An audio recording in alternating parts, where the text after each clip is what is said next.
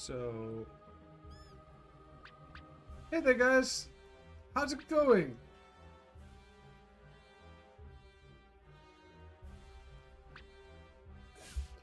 Okay, just there we go. Oh, you are tough. You are tough bastards, aren't you? Okay then. I like it. I like a bit of a challenge. There we go.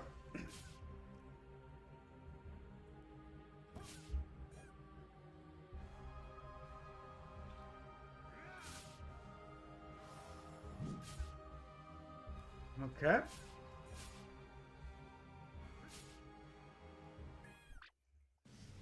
You defeated enemy. Yay, I did, I guess.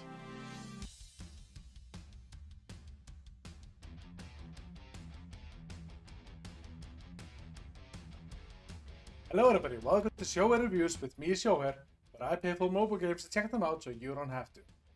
Today we're going to take a look at Rogue Hearts, an RPG game kind of like Dungeons and Dragons, where you get some equipment like swords, shields, armor, etc, etc, and you go in dungeons and kill monsters. What could possibly go wrong? Here on the channel we rate the games based on playability, 0 microtransactions, length, design, and finally how fun it actually is. So what is Rogue Hearts exactly? Well, like I mentioned previously, it is kind of a D&D-esque game where you fight some monsters, do some quests here and there, go into a mine, clear that out, go back into town, talk to some people so you can get further information about what's going on, learn some new tricks and skills, go back in the dungeon, fight some bosses, etc, etc, etc. Like I said, kind of like a D&D campaign, except it's on a mobile game with some flaws.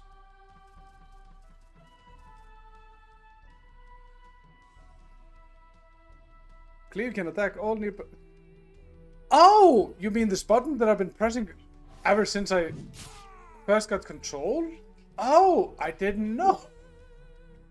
Playability. This is where we rate the game based on how much you can play the game without the game constantly telling you what to do. And this game does a really decent job about it. It has an intro sequence that you can skip if you want to. For example, if you're an experienced player and just want to get through it. But at the same time, it is really linear, so you can't really, go on adventures and just do your own thing because it's all locked behind level design. Which, I mean, we'll get to that later, but for playability reasons, like I said, intro, it is skippable. You don't have to do it, but it is really linear, and I'm gonna have to knock it down a notch for that. So I'm gonna give it a 4 in playability. 0 microtransactions. This is where we take a look at the in-game store and/or ads based on the price of the game. So this might sound a little bit harsh because this game only costs 75 cents. However, it does have an in-game store, and it does require an online status, even though you're just playing for yourself. And it has the vibes because you have to be connected to the internet, you have a chat system, you have a leaderboard system, and you have the store to purchase like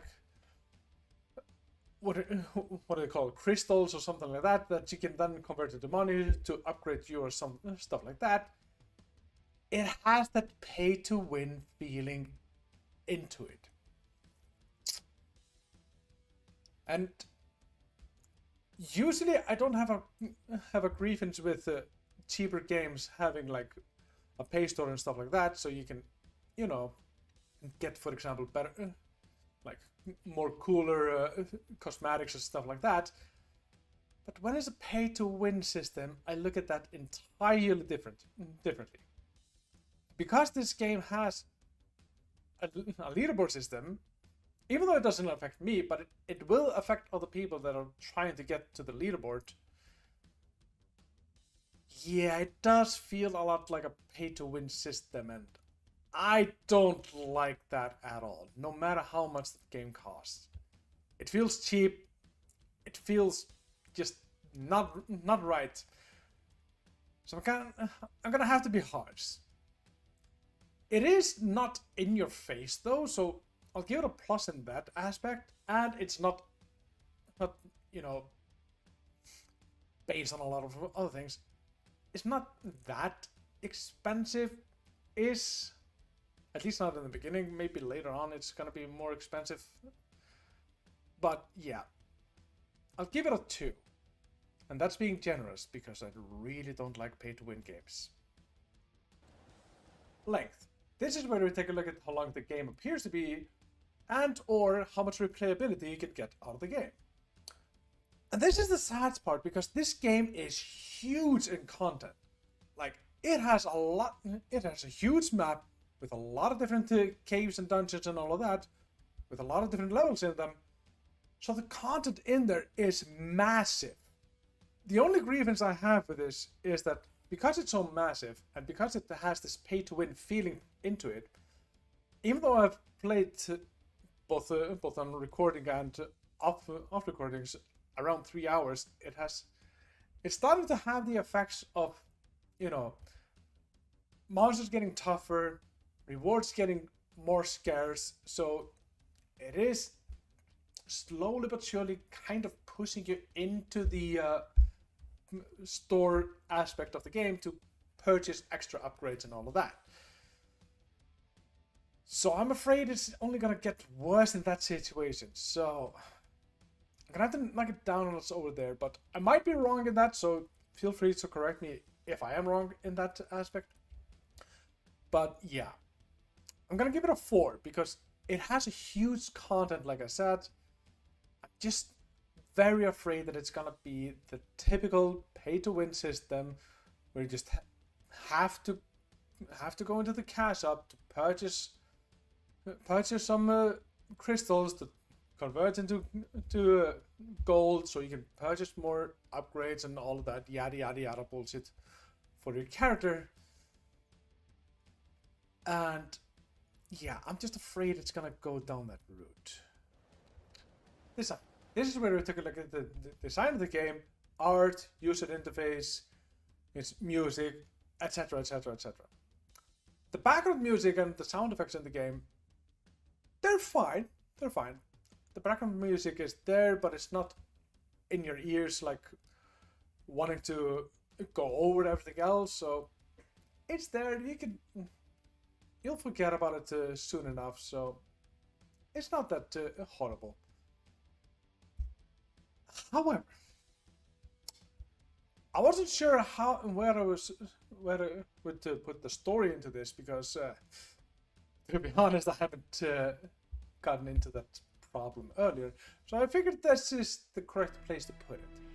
Kid, didn't I tell you to wait for me like all the way back?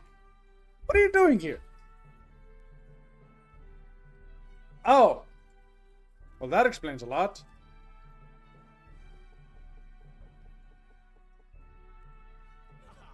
You say this is a safe spot, and yet you can see the enemies? I mean, don't tell me that you just look beyond the corner and you're like, yeah, it's safe, it's safe. I mean, there's only 4 enemies there. Yeah, it's safe, it's safe. Don't tell me you didn't see those. The story in this game is, let's just say, hilarious at best. Yeah.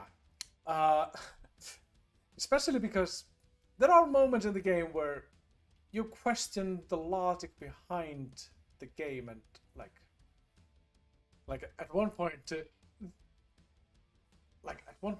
father was like, hey, come on kid, it's safe out there, only to take like 2 or 3 steps and there was a bunch of monsters right in front of it. Like, was the father really that blind to not see all of the monsters? It's stuff like that are hilarious when you point them out, but story-wise, yeah, could have thought that through a little bit better. And then there's another big grievance I have, which is it's the problem that a lot of like 3D games have on smartphones, because you can't rotate the camera. Oh, can I like rotate the camera somehow or something? Because that would really help when something is behind like the fog or something. Or you know what I mean. Therefore, there's a lot of stuff that gets hidden behind walls and stuff like that, with no obvious ways to actually see through that, to see what's, well, blocking your path or something like that. It can be quite frustrating, to say the least. So, I'm gonna have to be a little bit harsh here, and I'm gonna have to give it a 2. But, this is where we took a look at, like the category suggests, how fun the game actually is. And despite having some flaws, it is a fun game. I have enjoyed playing it quite a lot. I have to be honest, like, I've enjoyed playing it a lot. And I'm probably going to continue playing it a lot. Even though I have a grief that it is a lot of back and forth traveling and all of that. You know, going into a cave, going back to the city to turn in the quest and get to other quests and stuff like that, and then going back out, and you can't really explore the game as much as you would want to because of all the level systems and all of that. Like, to go deeper into a dungeon, for example, you have to meet the minimum level requirements instead of just allowing you, if you get overpowered for some reason, to just allow it to go into a little bit tougher areas and just smack your way through them. I mean, you do anyway smack through anything, even if you just play the game regularly. So I don't see the issue with the level, why it needs to be there. I mean, maybe like have it like ±5 or something, 3, 4, 5, something like that. So yeah, I'm gonna knock it down 1 based on that. So, but like I said, it is still a fun game. I am enjoying playing it and all of that. So I'll give it a 4. I'll definitely give it a 4. Overall score. So overall, this gets a 16 points out of 25 available, meaning it gets 3.2, which, if you round down to 3, I feel that's a little bit too harsh. So I'm gonna pump it up to 3.5. Yeah, I think that's fair. It's better than average. It has some flaws that I would like to see fixed and tweaked or something like that. But it's this guilty pleasure kind of game. Yes, destroy everything. Destroy good. Hold smash! I guess we're going down to the next level. So that's it for this review. Thank you so much for watching. Remember to like, share, subscribe, all of that nonsense. And I will see you in the next episode. Take care, everyone. Bye-bye.